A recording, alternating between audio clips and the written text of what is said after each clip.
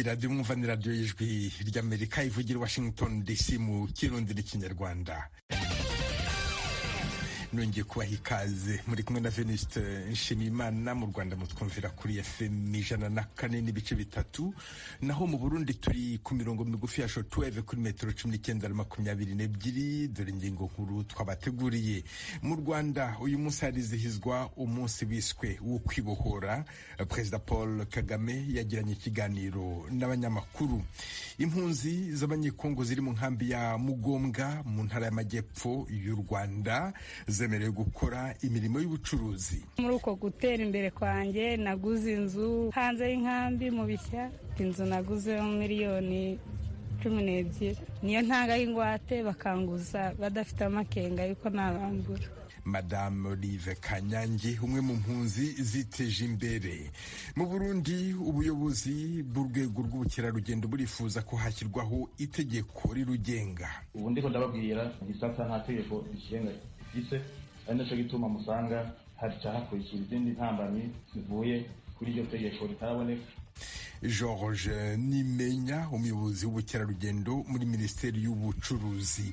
Ayo makuru kimwe n'andi avugwa hirya no hino ku isi ni mu kanya, mugume ku maradiyo yanyu. Duhere ku makuru avugwa hirya no hino ku isi mwateguriwe kandi mugizwaho na mugenzi wacu Aloyizi Bigirimana. Aloyizi, wiriweho? Tagize mwiriwe Veniste. Turahera ku mugabane wa Afrika. Abategetsi b'ibihugu byo mu karere ka Afrika y'uburengero ejo ku munsi w'Imana barahagaritse ibihano bari barafatiye ubutegetsi bwa gisirikare muri Mali. Intumwa za CEDEAO zavuze ko bemeye kandi imyaka 2 leta mfata kibanza ya Burkina Faso yasavye kugira izobe yasubije igihugu ku ntwaro ya demokarasi. Ibihano vyafatiwe Mali byarasinzikaje abakene bikumira ico gihugu co muri Sahel kitagira umuhora kw'ibahari. Amakuru yerekeye Afrika kandi, Papa Francisco yarasavye abanyagihugu hamwe n'abategetsi b'ibihugu vya Repubulika ya Demokarasi ya Congo, Sudani yo mu manuko kwibagira kahise bagafata inzira nshasha zo gusubiza hamwe inzira z'amahoro hamwe n'iterambere. Papa yashikirije ubwo butumwa ku munsi wa gatandatu, umunsi yari yarateguye gutangurirako urugendo muri ivyo bihugu bibiri vya Afrika. Yahisemo guhagarika gufata urwo rugendo mu kwezi guheze kubw'ibibazo vy'amagara. Yasavye abanyagihugu bo muri ivyo bihugu kutemera kunyagwa amahoro naho babangamiwe n'ibikorwa by'ubwicanyi, uruhagarara mu vya politike, ubukene hamwe n'ibindi byabasinzikaje igihe kirekire. Washington, ijwi rya Amerika. Hanze y'umugabane wa Afrika tuyahera hano muri Amerika. Umwe mu bashingamateka b'igihagararo kinini mu matohoza ariko araba ku vyabaye mu mwaka uheze kuri Capitol muri Amerika yavuze ko mu gihe ubutungane bwosanga uwahoze ari perezida Donald Trump yaragize uruhara mu migumuko yo kubuza kwemera ibyavuye mu matora yo mu 2020, budakwiye gutinya kuzomucira urubanza. Vice Perezida wa komite y'inama nshingamateka eriko iratohoza kuri ibyo vyabaye, umurepublikane Liz Cheney yabwiye televiziyo ny'Amerika ABC News ejo ku munsi w'Imana ko kudacira urubanza Trump mu gihe vyogaragara ko yakoze icaha koba ari uguhonyanga ibwirizwa shingiro rya Leta Zunze Ubumwe za Amerika. Ubushikiranganji bw'ubutungane muri Amerika ntiburavuga nimba buzokurikirana Trump mu gihe bwomusanga ko icaha. Hano muri Leta Zunze Ubumwe za Amerika ubwicanyi bukorerwa abirabure ntiburahagarara. Abategetsi muri leta ya Ohio ejo ku munsi w'Imana bahamagariye abanyagihugu kuguma batekanye. Inyuma yaho igipolisi gishize ahabona amasanamu ya video yerekanye umugabo w'umwirabure yarashwe n'abapolisi amasasu atari make. Igipolisi cyo mu gisagara ca Akron cavuze ko Jayland Walker, umwirabure w'imyaka 25, yarashwe aricwa ku munsi wa mbere w'indwi iheze. Hari igihe abapolisi bariko bagerageza kumuhagarika arenze ku mategeko yo gutwara imodokari mw'ibarabara. Igipolisi cari cavuze ko yarashwe kuko yagwanije abapolisi bariko baragerageza kumuhagarika. Ariko iyo video yerekanye igihushane. Umukuru w'igipolisi cyo muri ico gisagara Steve Millet yavuze ko abapolisi 8 bose bagize uruhara mu icwa rya Jayland Walker babaye barahagarikwa mu kazi gushika amatohoza arangiye. Washington, ijwi rya Amerika. Ahandi havugwa ubwicanyi ni ku mugabane wa Buraya mu gihugu ca Denmark. Igipolisi ejo cavuze ko abantu 3 bishwe, abandi 3 nyene barakomereka bikomeye inyuma yaho barasiwe aho bari mu kibanza kirimwo amamangazini menshi i Copenhagen ku mugwa mukuru.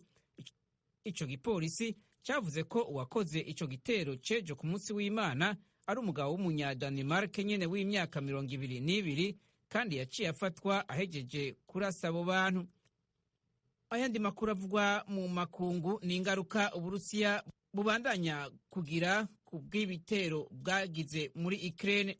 Umudiplomate w'Umurusiya yavuze ko indege 2 zavuye muri Bulgaria zirimo igitigiri kinini c'abadiplomate b'Abarusiya n'imiryango yabo. Uwo mudiplomate w'umutegetsi yemeje ko abadiplomate b'Abarusiya 70 babwiwe ko batagikenewe muri Bulgaria mu ndwi 2 ziheze. Bari basabwe kuva muri ico gihugu bitarenze ejo ku munsi w'Imana. Ingingo yo kubirukana yatangajwe mu ndwi iheze n'umushikiranganje wa mbere w'imfatakibanza Kirill Petkov adacana uwaka n'Uburusiya inyuma yaho bwinjiriye gutera muri Ukraine mu kwezi kwa 2 uyu mwaka.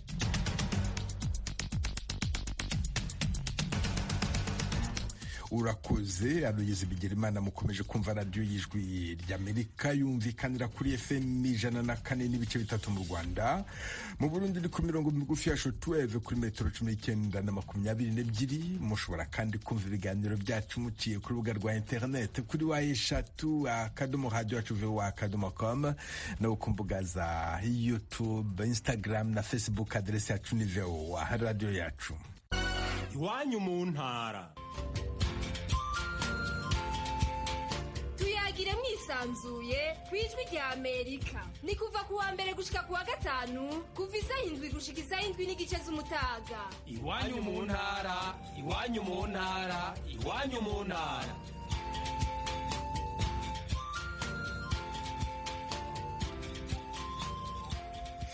Mu Rwanda uyu munsi harizihizwa umunsi wiswe wo kwibohora.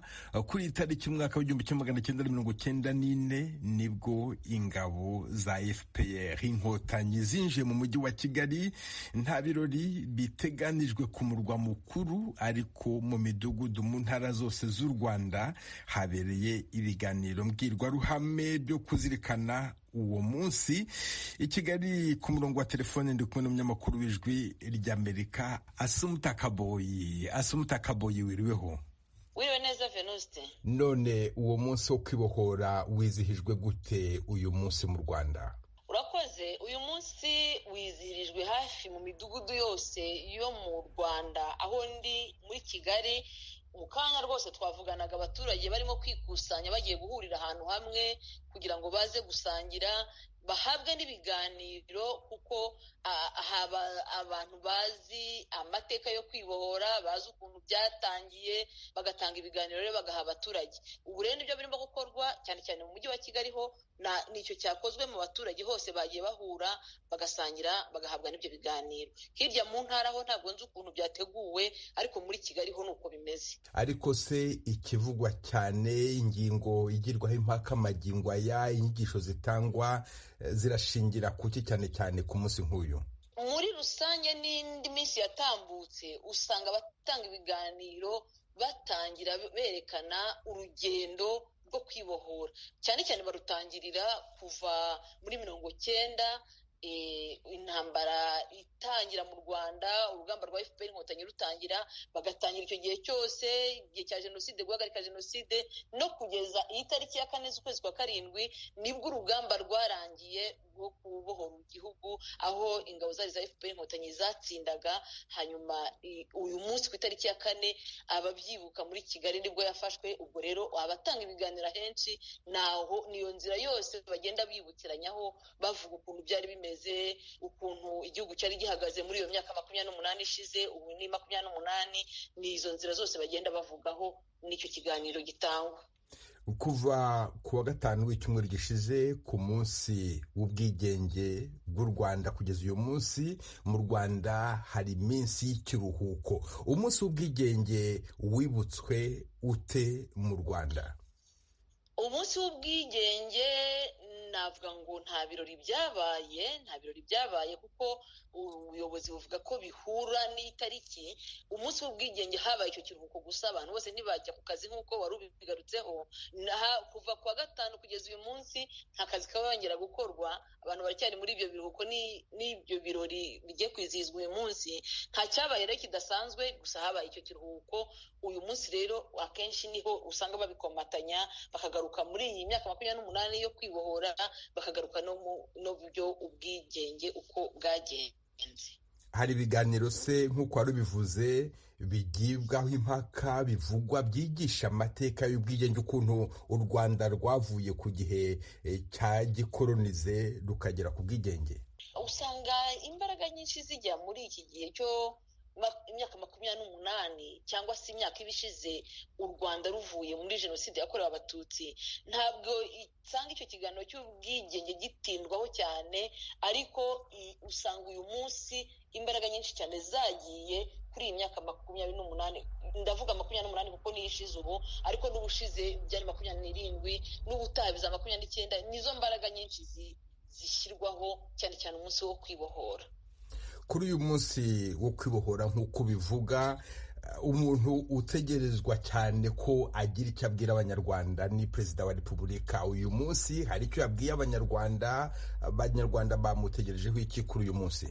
Birateganijwe ko uyu munsi ndavuga ngo ni umwihariko. Ubundi yajyaga ageze ijambo ku baturage, wenda iyo habaye ibirori bakatanga ijambo rusange, ariko uyu munsi noneho hatekerejwe ko Perezida Paul Kagame araza kugirana ikiganiro n'abanyamakuru kirabera kuri televiziyo y'igihugu, ariko n'abandi banyamakuru baba batari muri televiziyo y'igihugu bagiye babararika kuza kugikurikira. Nakubwira ko n'ijwi rya Amerika natwe baturaritse, ndetse banadusaba niba hari n'ibibazo twaba dufite twageza ku mukuru w'igihugu kubitanga tukabiha abashinzwe itumanaho muri serivisi ze. Twabikoze ubu rero kuva 6:30 kugeza ku masaha ntazi, umukuru w'igihugu araza kuba agirana ikiganiro n'abanyamakuru, ariko kiza gukurikirwa n'Abanyarwanda bose, kubera ko baza kuba nabo babikurikira ku bitangazamakuru byose, televiziyo y'u Rwanda, radiyo Rwanda n'ayandi maradiyo ashamikiye kuri radiyo y'igihugu.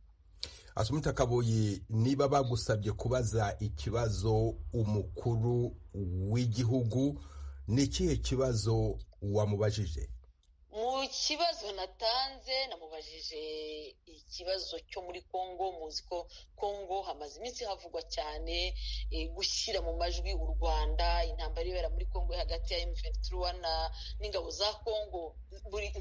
Nta mbwirwaruhamwe n'imwe yaba y'abayobozi yaba y'abasirikare idavuga u Rwanda. Nabajije umukuru w'igihugu icyo bavuga kuri icyo kibazo, ibyo birego bya hato na hato icyo bivugaho, ndetse n'icyo u Rwanda rwaba rwiteguye gukora, cyane cyane ko murabizi neza ko muri iyi minsi Abanyarwanda bajya muri Congo. Twumvise mu minsi yashize ko abacuruzi baho bahohotewe bakamburwa, twumvise ko n'abavuga ikinyarwanda muri rusange bahohoterwa. Namubajije icyo u Rwanda rwiteguye gukora.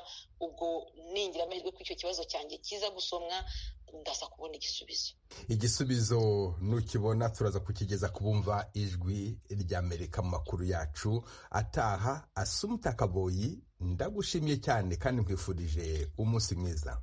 Murakoze cyane, namwe umunsi mwiza n'akazi keza. Nongereho ko mu rwego rwo kwizihiza uyu munsi wo ku itariki ya 4 Nyakanga hatahwa umudugudu wubakiwe abatishoboye bari batuye nabi mu karere ka Nyaruguru mu ntara y'Amajyepfo y'u Rwanda. Benshi mu bategetsi bakuru b'igihugu bari muri ako karere muri uwo muhango. Impunzi z'Abanyekongo ziri mu nkambi ya Mugombwa iherereye mu karere ka Gisagara mu majyepfo y'u Rwanda zafashijwe kwinjira mu bikorwa by'ubucuruzi. n'igikorwa kiri mu rwego rwo gukangurira impunzi ziri ku butaka bw'u Rwanda kwiteza imbere. Inkuru irambuye Eric Bagirubusa. Izo mpunzi zabwiye Ijwi ry'Amerika ko ibyo bikorwa birushaho kuzunganira mu mibereho muri ibi bihe inkunga zigenda zigabanuka. Madamu Riva Kanyange w'imyaka 33 y'amavuko ni impunzi y'umunyekongo mu nkambi ya Mugombwa iherereye igisagara mu majyepfo y'u Rwanda. Winjiye mu iduka rya Kanyange uhitira ku bicuruzwa byinshi bitandukanye. Kanyange yabwiye Ijwi ry'Amerika ko yatangije igishoro cy'amafaranga 30,000 y'amanyarwanda n'amafaranga yari yakuye iwabo muri Congo. Yemeza ko yatangiye acuruza inyanya, intoryi n'ubunyobwa. Kuri ubu leta y'u Rwanda n'abandi bafatanyabikorwa baboneye impunzi imishinga itandukanye. Kanyange yahisemo gukomeza ubucuruzi. Kanyange araturondorera imishinga yagiye yisunga ikamuha inguzanyo mu bucuruzi. Inkomoko ivuyeho tuza kumva ko ari umushinga wajya mbere, nawo ushaka gukorana n'abantu biteza imbere, bakorana n'ibigo by'imari. Wajya uguza mu kigo cy'imari runaka baguza 2,000,000 bakagira bakwishyurira, nawe ukagira uruhare wishyuriramo. Noneho ngiye mba naragujije 4,000,000, nishyura 2,000,000, jya mbere nyishyurira 2,000,000 nayo. Ubwo niko gutera imbere kwanjye. Iyi mishinga abaterankunga bayigeza ku mpunzi mu mugambi wo kubakangurira kwigira, ariko cyane kubamenyereza ko bashobora kwibeshaho mu gihe inkunga z'ibiribwa n'izindi zaramuka zihagaze. Kubireba Kanyange acururiza mu nkambi ya Mugombwa, ariko ataha hanze yayo kandi yarangije kwibikaho ingwate ituma ibigo by'imari bitagira impungenge zo kumuguriza. Ntago mbitinya rwose kuko muri uko gutera imbere kwanjye naguze inzu hanze y'inkambi mu Bishya, niyo ntanga y'ingwate bakanguza badafite amakenga yuko nabambura.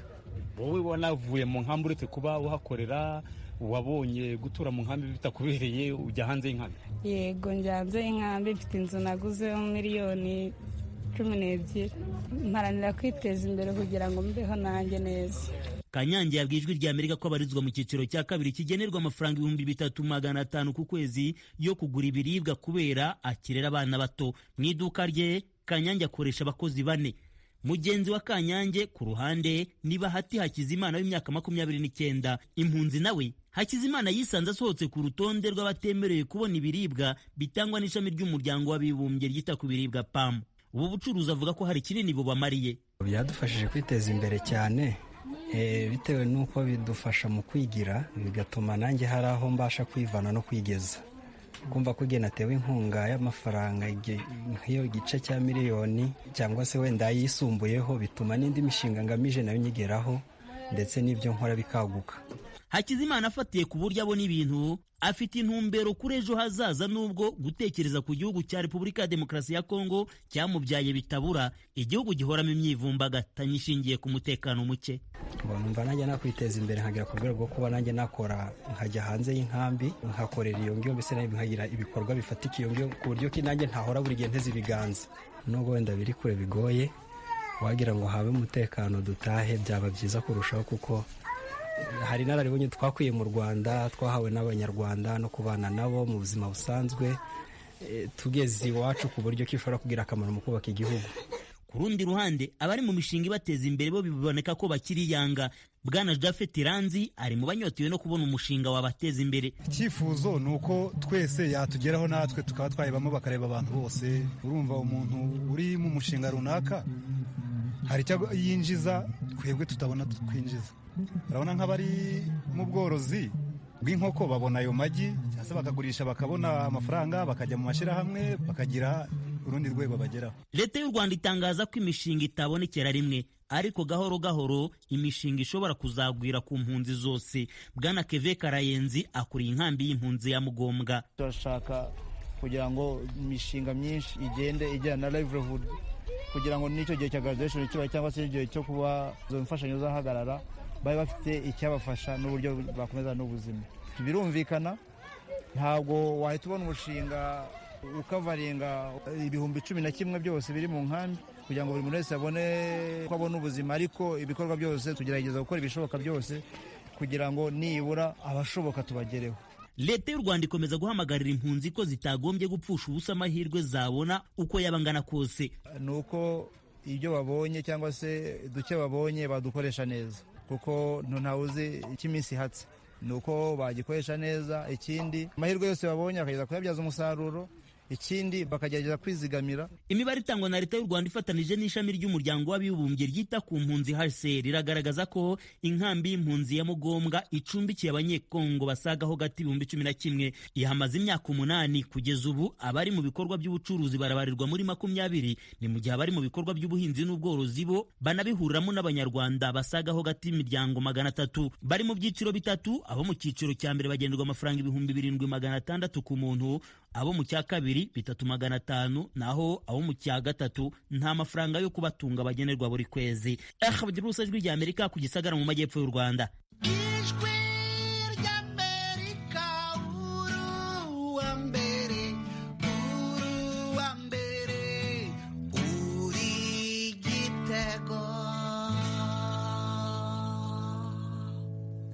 mukomeje kumva radiyo y'ijwi ry'Amerika ivugira Washington DC mu Kirundi n'Ikinyarwanda. Urukiko mpuzamahanga mpanabyaha rwizihije isabukuru y'imyaka 20 kuri uyu wa gatanu, aho intambara yo muri Ukraine irimo kuruha izindi nshingano nshya nyuma y'imyaka yo kunengwa no kutavugwaho rumwe.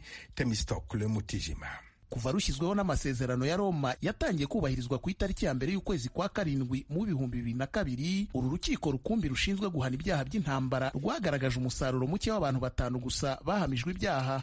Ariko kandi uru rukiko rubarizwa irahe mu Buholandi ruracyari amirukiro ya nyuma ku manza z'ibyaha bikomeye nka jenoside, ibyaha byibasiye inyoko muntu, ibyaha by'intambara n'ubushotoranyi, mu gihe ibihugu binyamuryango birebwa nabyo bidashoboye cyangwa bidashaka kuziburanisha. Perezida wa ICC Piotr Hofmanski atangiza inama yo kwizihiza isabukuru y'imyaka 20 uru rukiko rumaze, yavuze ko ICC ari inkingi fatizo y'ubutabera mpuzamahanga. Naho umushinjacyaha Karim Kani we yavuze ko intambara y'Uburusiya kuri Ukraine n'uburyo ICC yahise itangiza amaperereza ku birego by'intambara byayikozwemo byatumye umuryango mpuzamahanga ubona agaciro k'ubutegetsi bugendera ku mategeko. Mu ijambo rye mu birori byo kuri uyu wa gatanu, umushinjacyaha Kane yavuze ko ishingwa rya ICC mu myaka 20 ishize cyari ikintu gikomeye kigezweho. Ati isengesho ubu rikwiye kuba ko mu myaka 20 iri imbere twabona isi nziza kuruta, itekanye kuruta uko uyu munsi wa none imeze kuri benshi mu bavandimwe bacu. Icyakora mu myaka 20 uru rukiko rumaze, hari abarunenga ko rwananiwe gufata no kuburanisha abategetsi bakomeye muri za guverinoma, yewe n'abantu 5 rwakatiye kugeza ubu bose bakaba ari Abanyafurika bahoze ari inyeshyamba zirwanya ubutegetsi, barimo n'uwinjiye mu gisirikare akiri umwana. Washington, ijwi ry'Amerika. Tujye mu Burundi, aho ubuyobozi bw'urwego rw'ubukerarugendo bwifuza ko hashyirwaho itegeko rirugenga. Ubwo buyobozi kandi burasaba ko hashyirwaho amashuri yo kwigisha ubukerarugendo no korohereza abasura Uburundi. Ni inkuru ya Desire Hatungimana. Igisata c'ingenzi mu Burundi gifise ibintu vyinshi byofasha gukwega ingenzi, ariko kugeza n'ubu bikaba bidatunganijwe neza. Vyashikirijwe na George Nimenya, umuyobozi w'ico gisata mu bushikiranganje bw'ubudandaji, gutwara abantu n'ingenzi mu ntango z'ukwezi kwa kabiri mu gisagara ca Bujumbura, aho yariko amenyesha abayigwa n'ico gisata ko mu bibanza vy'irate 127 vyemejwe n'abahinga mpuzamakungu mu bijanye n'ingenzi 10 gusa ariyo vyitwa ko bikora. Aratanga uturorero twa bimwe bimwe vyosahiriza ubutunzi bw'Uburundi mu gihe vyoba bitunganije neza gusumba uko biri uno munsi. Nuko mu Burundi dufite umugenzo twishanje wo gushika ku bantu, ico twokwita hospitalite mu kinyamazuru. Ico ni cyambere twebwe tugomba kudandaza mu gisata cy'ingenzi. Ica kabiri, ikiyaga Tanganyika nico kiyaga kirimo ubutunzi burenze mu bijanye n'amafi. Abashakashatsi mu gisata cyavyo baravuga ko twa dufise amafi arenga ubwoko 600, ariko ikora bwo dukenera na 10 ntibushika. Ni ikiyaga gifise ngira ngo hafi ibirometero birenga 100 cy'umucanga, tuvuye ngaha mu Gatumba bashika mu Rumonge. Ikindi twodandaza twirata, turafise ikintu bita isumo riri hasi cyane bita susedine bitunze ibihugu bitandukanye. N'umukuru w'igihugu cy'u Burundi Evariste Ndayishimiye arabishimangira. Mu kwezi kwa mbere ari mu karuhuko yaragendeye ibibanza bitandukanye vy'iratiro. Ari mu ntara ya Cankuzo yaramenyesheje ko Burundi bwicaye ku gahiye igihe ibintu vyokorwa neza. Hana cyose nabonye dufise ibintu byinshi byo kuranga.